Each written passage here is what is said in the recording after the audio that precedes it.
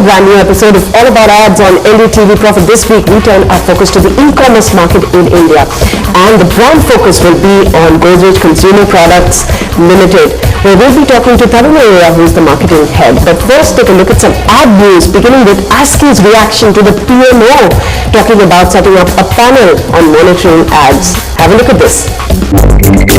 Another crackdown on misleading ads. It's the usual suspects. Fairness creams that promise whiteness akin to a racial change. Miracle hair growth serums. Amulets that bring limitless wealth, health and love. But this time the one cracking the whip is the top boss of the country. Indeed, recent news reports suggest that the PMO is set to curb the tide of false promises on Indian TV. This may be seen as a come down on the way such processes have been conducted, but ASCI is quick to defend itself. This is the best global practice. The self-regulatory authority, virtually every developed and even developing countries, including now China, is coming up with this self-regulatory authority. So it is the right way to do. If the government finds that there is a need to regulate or control or manage advertising content, they can definitely work with the SCI, just like the Information and Broadcasting Ministry has been. It's early days yet, but the crux of ASCI's concern is that the government should use their forum to address such ads rather than creating their own. Watch this space for more as this story develops. Let's now turn our focus to e-commerce in India. This is one growing segment.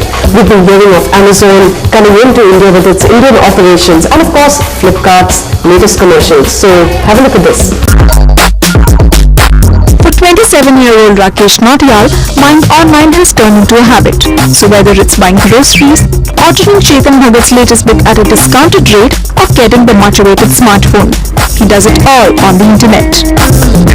I buy 5-6 times a week on websites. So starting with like online travel, so I go to websites, compare, get the best fares. It gives me that saving, because I can't go to 5 different travel agents and get that quotation.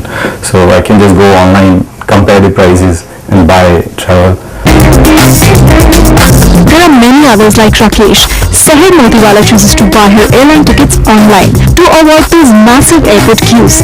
She even shops for limited edition apparel from virtual stores. According to Yatra.com CEO Mr. Dhruv Shringi, there are nearly 15 million people like Rakesh and Seher who continuously transact online, and this market is expected to grow at an impressive rate of 47% to over 46,000 crore in 2011. Clearly, the Indian e-commerce industry is attracting a lot of vendors to its virtual reality. The number of internet users, I'm sure you would have seen the recent reports coming out, are now touching almost 100 million.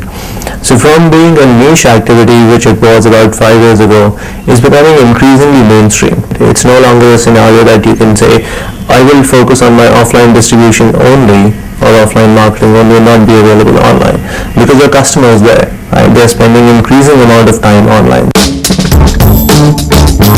Fueling this massive growth is broadband penetration, perhaps not as much as it should be, but 11 million is certainly not a small number. Aiding the growth of e-commerce is the rising disposable incomes. Ferns and Petals, a florist chain which has 110 stores across 45 cities in India, does 22% of its business through online sales. When it launched in 2002, the chain offered only bouquets, but now they have expanded to other gift items like chocolates and cakes. Population, today's countrymen wants to express themselves. They have a wallet in their pocket in which they are ready to spend a couple of hundred rupees in terms of expressing whatever they want. So that means going and either buying shopping for themselves or gifting it for their loved ones. So today not only they want to do it, they have the money, but there is an opportunity available today which is so easily just going for a couple of clicks and spending 5 minutes. You don't have to walk out of your home, get into your car, go to a shopping mall, park your car at the basement, go up and shop. No more. Sitting at the comfort of wherever you are, even while you are in a metro, you can buy on a phone. Providing the consumer a larger catalog, or a rather discounted catalog of brands that are unavailable in brick and mortar retail stores in India, is another encouraging point for consumers buying online. Apparel, shoes, sports goods, and even electronic equipment and gadgets that have no presence or limited presence in India are now easily available. It's not just buyers, retailers too are choosing e-commerce and the entire online experience over regular stores. For one, escalating real estate prices, but more importantly, the hassle of physically dragging consumers to another location simply to transact is something that most Indian companies, large and small, are definitely rethinking. While that does not mean completely doing away with physical presence, it certainly is a movement towards it. What's driving the e-commerce, I feel, is a huge disparity between the physical experience and the virtual experience. I think India, fortunately or unfortunately, the physical infrastructure in the country today leaves a lot desired, right? There's a lot of improvement that can happen in that. Now, in the virtual world, however, experience in India is at par with anywhere else in the world, especially when you're looking at this core segment of consumers who are transacting online, right? So of the 100 million people, there are about 16-17 million people who are the key transactors online. So for them, the internet experience is comparable with anywhere else in the world. That's what's driving the internet commerce. E-commerce figures are encouraging. The industry is expected to grow from a little less than 32,000 crore rupees to over 46,500 crore. That's a huge jump. I think now it's a little difficult to talk about the exact numbers because I honestly don't know how people do their accounting. Do they account for the whole sales transaction value? Do they account for only the margin that they're that they keep at the end of the day? So it's not very clear. But maybe it's a few thousand crores at the moment. I mean, probably below 5,000, not above 10,000. And if you look at that, again, the overall value now, large part of it is again, your travel. So travel, holiday packages, this is what probably constitutes almost 70 to 80% of the overall market. And now take a look at just how many Indians are buying online. Myntra, a fashion-based online firm, claims to make over 1,800 transactions daily. And if you thought e-commerce was just an urban Indian phenomena, surprise, surprise. Nearly 31% revenues for eBay come from rural India. On the flip side, taxation, security issues and credit card frauds are acting as deterrents for an expanding e-commerce market. Security of the transaction and transacting online is still a big issue with the customer, right? So in that mass market segment of the 100 million people who have access, only about 15 to 20 million are transacting. So there is a huge headroom in that segment itself of customers who are online but not transacting online. And there you have this issue of trust, you have the other issue of credit cards. Right. I think there is still limited awareness that debit cards are an as effective a means of transacting online as credit cards. Perception of what the scenario is, and the second, the awareness about all the changes that have happened in the macro environment.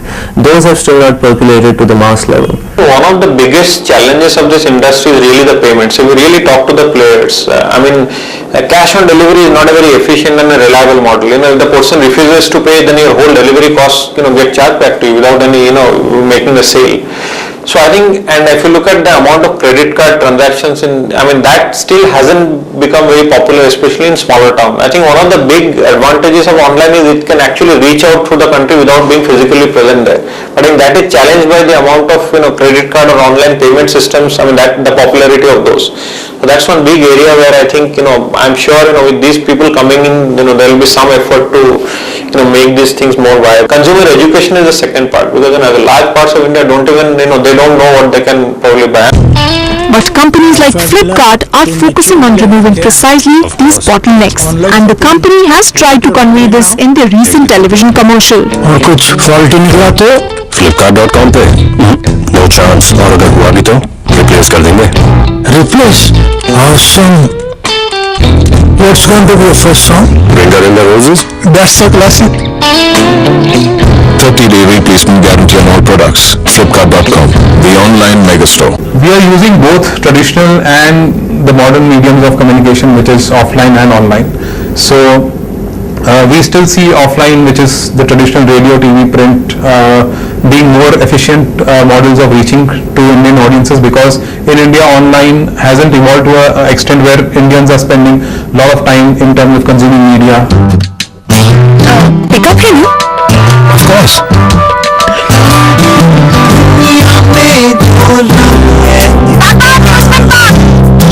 Don't worry, Baba. It's part time. hope room अच्छा होगा.